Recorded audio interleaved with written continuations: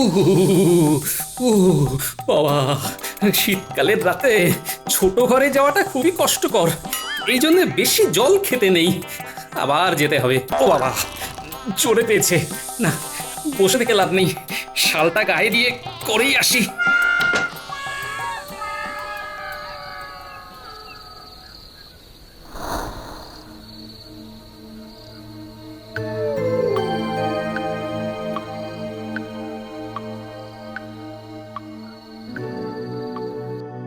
আরে শালা বাবু, এই শীতে না ঘুমিয়ে বাইরে দাঁড়িয়ে যে কোনো মতলব আছে বুঝি? ইয়ে না জামাইবাবু, ওই আপনাদের বাড়িটাই পাহারা দিচ্ছিলাম আর কি। আমার বাড়িতে তেমন কিছু নেই বুঝলে, চোর আসবে না। যাও গিয়ে শুয়ে পড়ো। তা আপনি এখন উঠলেন কেন? রাত্রিবেলা চুরি ছাড়া মানুষ যে কারণে ওঠে সেই কারণেই উঠেছি বুঝলে। আচ্ছা আচ্ছা, বুঝেছি। ঠিক আছে ঠিক আছে, যান আপনি দরজা ভেজিয়ে ঘুমিয়ে পড়ুন। আমি একটু ওই ছোট বাইরে থেকে ঘুরে আসি।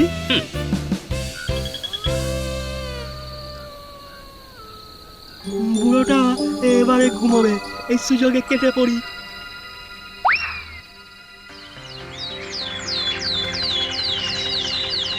কোথায় গেল? কোথায় গেল? গেলটা কোথায়? এখন এখন কি হবে বাবা? সেইটাই তো ভাবছি রে মা। মা, মা গো। কি রে পুঁটি, সকাল হতে না হতেই মা মা করে কাঁদছিস কেন? কি হয়েছে কি? হ্যাঁ, চলে গেছে গো গোপাল দাদা, সব শেষ করে দিয়ে চলে গেছে। মা, মা গো। সে কি চলে গেছে? অত্যাচার করতে নাকি? না, খুব ভালোবাসতাম। আমিও। সেই তো, এরকম কেউ করে? আচ্ছা পুঁটির মার এরকম মতিগতি হলো কেন? আমার আবার কেমন মতিগতি হবে? আমি কিছুই করিনি। দেখি, তুমি তো বাড়িতেই আছো, তাহলে কে চলে গেছে? পুঁটি এমন করে মা মা করে কাঁদছে, তাই ভাবলাম বুঝি তুমি চলে গেছো। বালাই ছাট একটাই বউ না আমার। না না, দুটোর কথা ভুলেও ভেবো না। ও গোপাল দাদা, তোমার কি খালি পেট? বায়ু চড়েছে নাকি? ঠিকই ধরেছো, সকাল থেকে খালি পেট, তাই মাথা কাজ করছে না। এ বাবা, তুমি শিগগির এসো গোপাল দাদা, কটা লুচি ভেজে আলুর দম দিয়ে দিই। সেই ভালো। জানো তো গোপাল দাদা, আমার না দাঁড়াও, আগে খেয়ে নি, তারপর সব বলছি, তারপর সব শুনছি। ও দাদু, আর নেবে?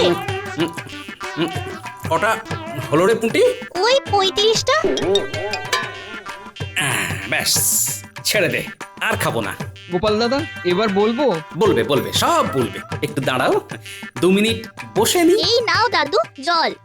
গোপাল দাদা, বলছি কি, আমার না 2খানা মুরগি চুরি হয়ে গেছে। ওরা কি সুন্দর বড় বড় ডিম পারতো। তা কি করব আমি? দেখো কি কেউ হয়তো খাবে বলে বা বাজারে ডিম বিক্রি করবে বলে ধরে নিয়ে গেছে। মানে এ তুমি কি বলছো গোপাল দাদা? তুমি তো একটু আগেই বললে যে আমার সমস্যাটা সুরাহা করে দেবে। তখন কি জানতাম যে তোমার মুরগি চুরি গেছে? দূর বাবা, এর থেকে মহারাজের কাছে গেলেই পারতাম। তা গেলে না কেন? কে বারণ করলো? হ্যাঁ, আমি ভাবলাম তুমি সব সমস্যার সমাধান করে দেবে, তাই। ভাবিয়া করিও কাজ, করিয়া ভাবিও না। ধুস, এতগুলি লুচি খাইয়েও কিছু হলো না, মহারাজের কাছেই যাই। দাঁড়াও, আমিও যাব একসাথে।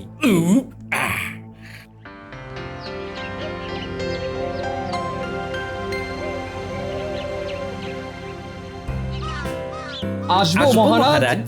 এ কি, তোমরা দুজন একসাথে? কি ব্যাপার? আর গোপাল, তুমি এত দেরি করলে যে? দুঃখিত মহারাজ। বাবা, গোপাল রাজসভায় এসে কিরকম ঢেকুর তুলছে দেখুন মহারাজ, দেখুন, নিশ্চয়ই বেশ ভালো পরিমাণে খাবার সাটিয়ে এসেছে। বাপরে, গোপাল কি এত খেয়েছে? যাকে যাক, বলছি কি হয়েছে পুঁটির বাবা? মহারাজ, আমার বাড়িতে 2খানা মুরগি ছিল, সেই মুরগি দুটোকে কে যেন চুরি করে নিয়েছে। তাহলে বুঝুন মহারাজ কেমন চোর, পেটের টানে মুরগিগুলোকে পর্যন্ত ছাড়েনি। হয় সে মুরগিগুলোকে নিয়ে গেছে মাংস আর ডিম বিক্রি করতে, না হলে নিজের রসনা মেটাতে। সে কি? আর আমি 2খানা পেটের টানে লুচি খেয়েছি বলে এত কথা। পেটের টানে গোপাল খেলো অনেক লুচি পুরি, লুচি কে বাড়লো তার জ্বালার মতো বুড়ি। পুটির বাবার ঘর থেকে হলো মুরগি চুরি। এমন চোর সোনা নয় দানা নয় মুরগি চুরি করতে রাতের বেলায় হানা দেয়? ইস, কিচ্ছু শেখেনি, চিনতে পারলে কষিয়ে 2খানা ঠাস ঠাস করে চড় মারবে। গোপাল, মুখ সামলে কথা বলো। তোমার থেকে মানে চোর বয়সে বড় হতে পারে। ও আপনার বয়সী নাকি? বল। আহ তোমরা থামো সবাই। না না না, এমন ভাবে গৃহপালিত পশু পাখি চুরি হতে দেওয়া যায় না। আমি পাহারা বসাবো। পুটি বাবা, তুমি এখন এসো। তাহলে সবাই বলো, আমাদের শীতকালীন অধিবেশনের জায়গাটা যদি প্রাঙ্গণ লাগোয়া করি, কেমন হবে? খুব ভালো। ভালোই হবে, সবার গায়ে রোদও লাগবে। মহারাজ, তাহলে কাকে প্রহরীদের অধিকর্তা করবেন ঠিক করলেন? হ্যাঁ ভাবছি, সেনাপতির তত্ত্বাবধানে 10 জন প্রহরী মিলে গ্রামে গ্রামে পাহারা দিয়ে চোর ধরবে এবং চুরি থামাবে। আজ্ঞে মহারাজ, আমি দায়িত্ব নিতে প্রস্তুত। কি সেনাপতি, তোমার এই দিন এলো যে রাজ্যের এত বড় পদে থেকেও শেষে কিনা মুরগি চোর ধরতে বেরোবে? মন্ত্রী মশাই, নিজে চুরি করে চোর হিসেবে ধরা পড়ার থেকে অন্য মুরগি চোর ধরতে যাওয়াটা মনে হয় অনেক সম্মানের, কি তাই না?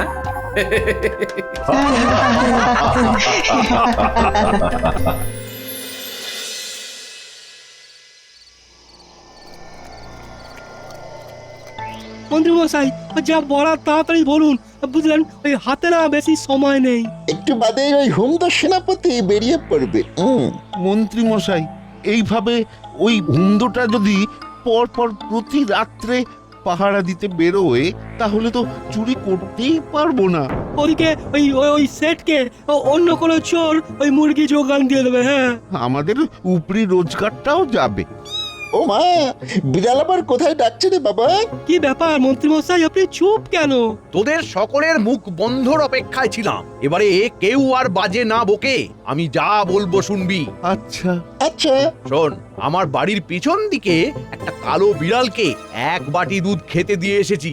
ওর দুধ খাওয়া হয়ে গেলেই তোরা ওকে সাথে করে বেরিয়ে পড়বি। বিড়াল আবার কোথায় ডাকছে রে বাবা? সেনাপতি শুধু গায়ে গতরেই ভারী, আসলে বেটা ভিতুর ডিম। তাই সে এদিকে নিজের দলবল নিয়ে আসলেই তোরা বিড়ালটাকে কোনো আড়াল থেকে রাস্তায় ছেড়ে দিবি। একটা বিড়াল দেখে সেনাপতি ভয় পাবেন নাকি? পাবে না মানে? আলবাত পাবে।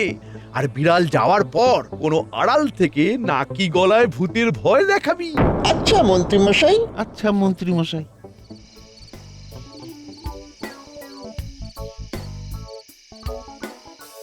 গিন্নি, চলে এসেছি। আর বলো না, বিজ্ঞানীর নতুন আবিষ্কারটা দেখছিলাম। বেশ করেছো, এই অনেক রাত হয়েছে, হাত পা ধুয়ে চলে এসো, খেতে দিয়ে এসো। বাবা, কি ব্যাপার, বাড়ি এত শান্ত যে? মনে হচ্ছে আবার আগের মতো নিজের বাড়ির পরিবেশ ফিরে এসেছে। অনেকক্ষণ ঘুমিয়ে পড়েছে, যা শীত পড়েছে। হ্যাঁ, ও আচ্ছা, আর শ্যালক বাবু কই? ও, অনেক রাত হয়েছে বুঝলে, দুধটা দিয়েই দিই। না দিও না, ভাই ডাক্তার দেখতে গেছে, এই ফিরতে দেরি হবে। হ্যাঁ, এই কৃষ্ণনগরের কোথাও তো এখন যাত্রাপালা হচ্ছে না, তাহলে বাচ্চা ধন গেল কোথায়? তাও আবার রাত্রে? না, একটু নজর রাখতে হবে। কি গো, এসো। হ্যাঁ হ্যাঁ গিন্নি, আসি।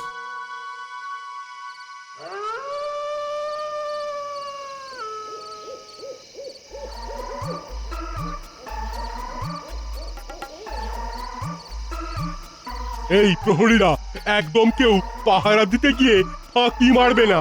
হ্যাঁ, প্রত্যেকে সতর্ক হয়ে থাকবে। মনে রেখো, চুরি হতে দেওয়া যাবে না কিন্তু। যথা আজ্ঞা সেনাপতি মশাই। ঘটা, সময় হয়ে এসেছে, কাজ শুরু। ওরে বাবারে, বিড়াল! হ্যাঁ, আবার বিড়াল।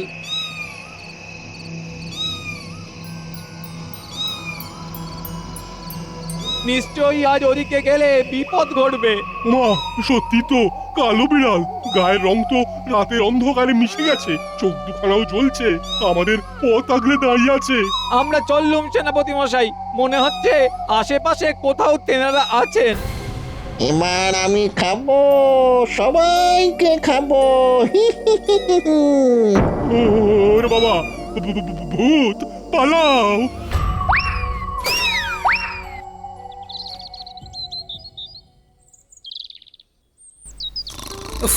বাহ, দিনকে দিন গিন্নির নাক টাকা বেড়েই চলেছে। এদিকে ভোরও হয়েছে, শালাবাবু ফিরলো কিনা দেখি।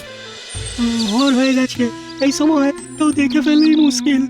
না, তার ঘর তো ফাঁকা দেখছি, তার মানে সারা রাত বাড়ির বাইরেই ছিল। ব্যাপারটা তো সুবিধের লাগছে না। বুড়োটার হাতে না ধরা পড়ি যাতে। বাবা, হে ভগবান, দেখো। যাক, দরজাটা খুলেই ফেলি তাহলে। দরজা খোলার আওয়াজ হলো, তার মানে হতচ্ছাড়াটা ঢুকছে। যাই, লুকিয়ে পড়ি। উফ, যাক, দাঁড়ালে কেউ নেই, টুক করে ঘরে ঢুকে যাই। চুল উস্কো খুস্কো, গায়ের পোশাকও এলোমেলো, ধুলোময়, ভীতু ভীতু চাহুনি। ঠিকই বুঝেছি, গতিক সুবিধের নয়।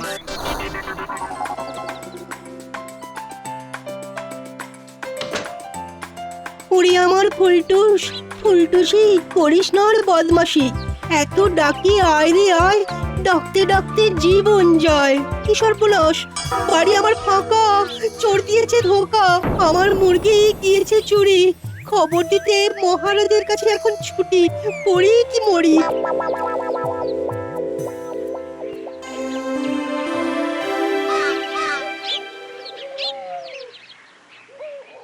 সেনাপতি, তাহলে রাত্রে কোনো চোরের দেখাই পাওনি?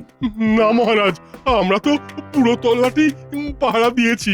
তাহলে মনে হয় ভিন রাজ্য থেকে কিছু চোর এসে এই কাজটা করেছে। গ্রামের কেউ না হলেই ভালো। সেনাপতি, তুমি সত্যি বলছো তো? ঠিকঠাক গ্রামে নজর রেখেছিলে তো? কেন মন্ত্রী মশাই, সেনাপতি মশাই আপনাকে চোর হিসেবে ধরলে বুঝি খুশি হতেন? বাজে কথা বলো না গোপাল। তবে মহারাজ, যদি দেখি এরপরে এই গ্রামেরই কেউ চুরি করেছে বা কেউ ইন্ধন দিয়ে কাজটা করিয়েছে, তাহলে তাকে আমি গাছে বেঁধে মারব। একদম একদম। কেন, সেনাপতি তো পাহারা দিয়েছে, তাহলে আবার মারার কথা কেন উঠছে? মন্ত্রীর সুর পাল্টে গেল দেখছি। আচ্ছা, সভাকবি কই? কই কই? মহারাজ, মহারাজ, আমার ফুলটুস, ফুলটুসি, প্রাণ প্রিয় দুই মোরগ আর মুরগি চুরি হয়ে গেছে মহারাজ। এখন আমি কি করি? আজ সকালে উঠে দেখি বাড়িটা ফাঁকা। এ কি কবি, কি বলছো? চুরি গেছে? মহারাজ দেখলেন, এই কাণ্ডে কবির কবিতা গেছে থেমে। গোপাল, চোর ধরতে মাঠে পড়ো নেমে। আদৌ কি কবির মুরগি নিয়েছে চোরে, নাকি তারা নিজেরাই গেছে উড়ে? ওরা আমার অজান্তে কখনোই উড়ে যাবে না। হ্যাঁ, কেঁদো না, দেখছি কি করা যায়। আজ তবে রাজসভা করছি বন্ধ। চুরির খবরে লাগছে কেমন অন্ধ অন্ধ। কবি হয়েছে স্তব্ধ, চোরকে ধরে ঠিকই করব জব্দ।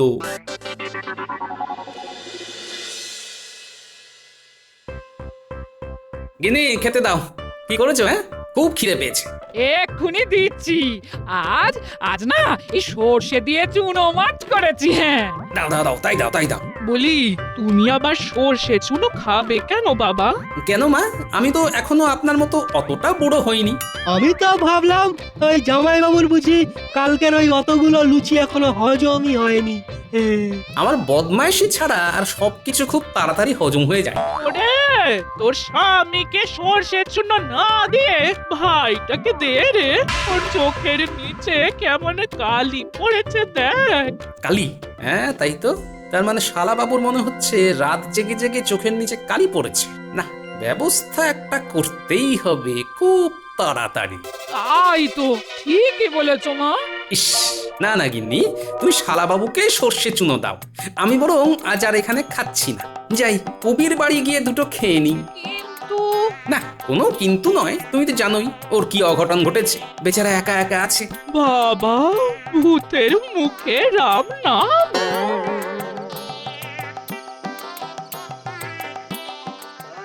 রে, আজকে তাহলে 4টে বাড়ি থেকে চুরি করতে পারবি তো? দুদিন পর সেট আসছে কিন্তু। হয়ে যাবে মন্ত্রী মশাই, হয়ে যাবে। চিন্তা করবেন না, শুধু সময় মতো মোহর ফেলবেন, ব্যাস। যাক, ভালোই বাজার করলাম। এবারে বাড়ি ফেরার পালা। আরে, গাছের নিচে শালা বাবু না, তার সাথে আবার মন্ত্রী বটা ঘটা। ঠিক আছে, তাহলে আমি আসি, রাত্রে কাজটা করে ফেলিস কেমন? শালা বাবু, তাহলে চলে এসো সময় মতো, কেমন? আমিও আছি, ওই রাত্রে ঠিক সময় চলে আসবো।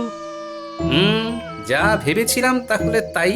কারণ এই চার মাথা কখনোই কোনো ভালো কাজের জন্য সামিল হবে না। দেখাচ্ছি মজা। নিশ্চিত তো হয়েই গেছি যে এই চুরির পিছনে মন্ত্রীর বটা ঘটা ও শালাবাবুর হাত আছে। তাও শেষবারের মতো দেখতে হবে আজ রাত্রে শালাবাবু বাইরে বেরোচ্ছে নাকি।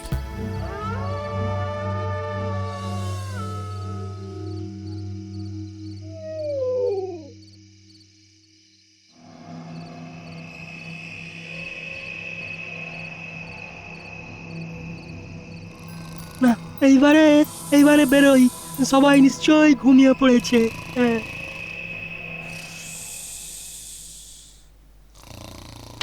হ্যাঁ, ওই তো নিজের ঘরের দরজা খুলছে, খপ করে পাকড়াও করবো এবারে।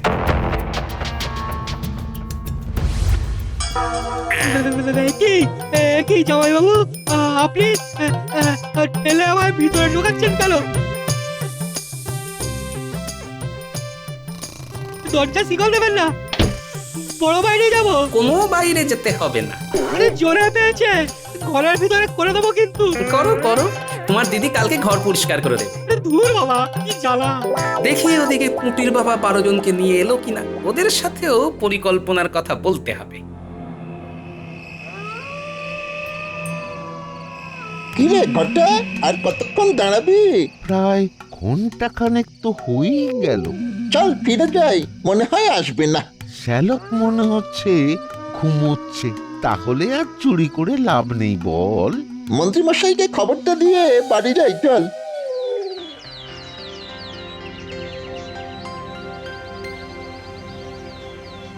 না না না, আমি খুবই চিন্তায় আছি, যেভাবে রাজ্যে চুরি হচ্ছে।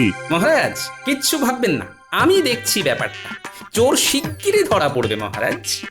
মহারাজ মহারাজ গ্রামের 12 জন লোক এসে খুব হুজ্জুতি করছে, বলছে ওদের 12 জনের ঘর থেকেই নাকি হাঁস মুরগি এসব চুরি গেছে। আবার চুরি? উফ, কি করব আমি? ও গোপাল, এবারে কি হবে? মহারাজ আমি তো আছি, আপনি দেখুন না, চোরকে আজকে বা কালকের ভেতরেই পাকড়াও করব। এখন আগে আপনি একবার ওদের সাথে কথা বলুন। সে বলছি, কিন্তু তুমি এত নিশ্চিন্ত হয়ে আছো কি করে? আচ্ছা, তুমি কি কাউকে সন্দেহ করছো? হ্যাঁ মহারাজ, আমার শালাকে। সে প্রতি রাত্রে বাইরে যাচ্ছে আর ফিরছে একদম ভোরে। কালকেও এর অন্যথা হয়নি। চিন্তা করবেন না, শাস্তি সে পাবেই। বটা ঘটা বলল যে কালকে রাত্রে গোপালের শালা আসেনি, তাই বটা ঘটা এমনকি আমি কেউই তো চুরি করিনি।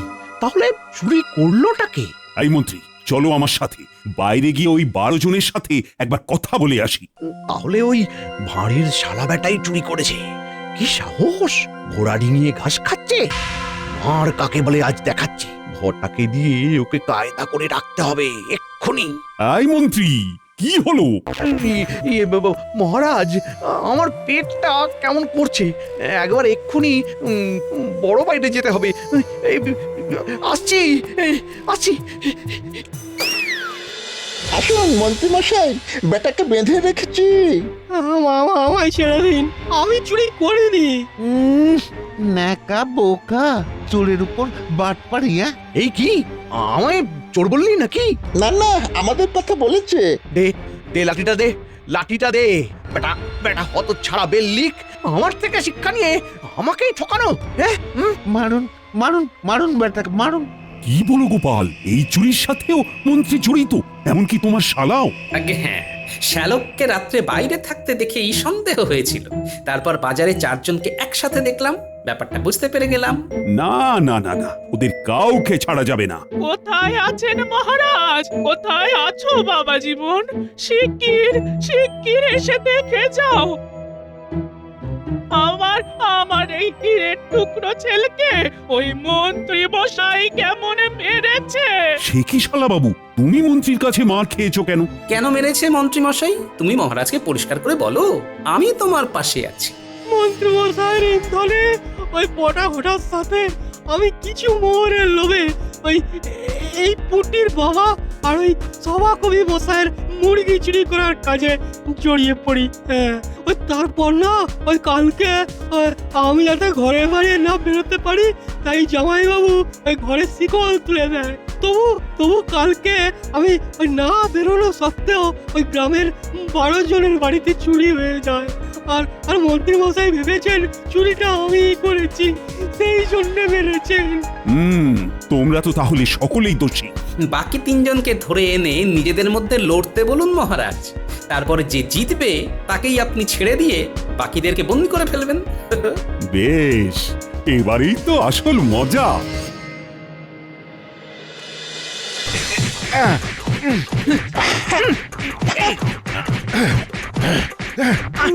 মহারাজ মহারাজ মহারাজ, আমি আর পারছি না, আমি আর পারছি না। আমায় বন্দি করে নিন মহারাজ, আর তার সাথে তার সাথে বটঘটাকেও। আমার আমার আমার গা হাত পা টেপার জন্য মহারাজ। মহারাজ পুঁটিদের মুরগি সভাকবির মুরগি মন্ত্রী মশাইয়ের বাড়ির পিছনে আছে, সবটাই তো বলে দিলাম, এবারে আমাদের ছেড়ে দিন। আচ্ছা গোপাল, পুটিদের মুরগি সভাকবির মুরগির খোঁজ না হয় পাওয়া গেল, কিন্তু বাকিদের হাঁস মুরগিগুলো কই? মহারাজ, আর বাকি কারোরই হাঁস মুরগি চুরি যায়নি, সবই আমার পরিকল্পনা এদেরকে হাতে নাতে ধরার জন্য। ও সত্যি তোমার তুলনা নেই গোপাল।